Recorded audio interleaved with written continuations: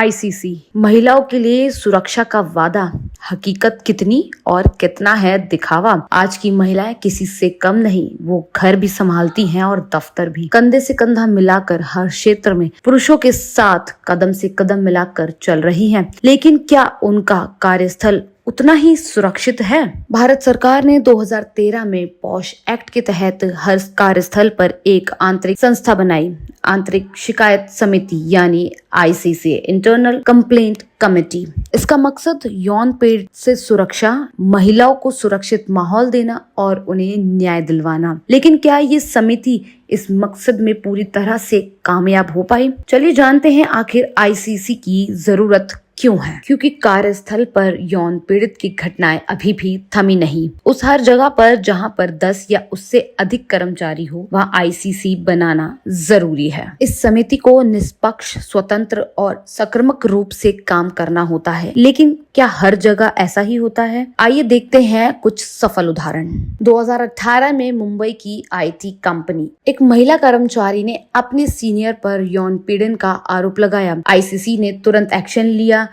सबूत जुटाए, दोनों पक्षों की बात सुनी और आरोपी को नौकरी से निकलवा दिया गया। तो वहीं दूसरी तरफ 2020 में दिल्ली विश्वविद्यालय के एक छात्र ने प्रोफेसर पर अनुचित व्यवहार का आरोप लगाया। जांच हुई और प्रोफेसर को निलंबित कर दिया गया। इसके बाद पूरी संस्था में जागरूकता बढ़ गई। यह वह उदाहरण है जब आईसीसी ने अपना काम बखूबी निभाया। लेकिन अब बात उन असफलताओं की और जो इस सिस्टम की कमजोरी उजागर करती है। बहुत सी महिलाएं आज भी आईसीसी के बारे में नहीं जानती है। कई बार समिति निष्पक्षता से काम नहीं करती, खासकर जब आरोपी ऊंचे पद पर हो। संस्था की छवि बचाने के लिए शिकायतों को बंद कर दिया जाता है, या यूं कहें शिकायतों को दबा दिया जाता है। पीड़ित की पहचान उजागर होने से समाज में शर्मिंदगी उठानी पड़ती है। समिति के सदस्यों को सही परीक्षण नहीं दिया जाता और सबसे बड़ी बात, कई महिलाएं डर के कारण शिकायत ही नहीं कर सकती। आईसीसी एक बेहतरीन सोच है, एक मजबूत हथियार, लेकिन तभी जब इसका इस्तेमाल ईमानदारी और सच्चाई से किया जाए।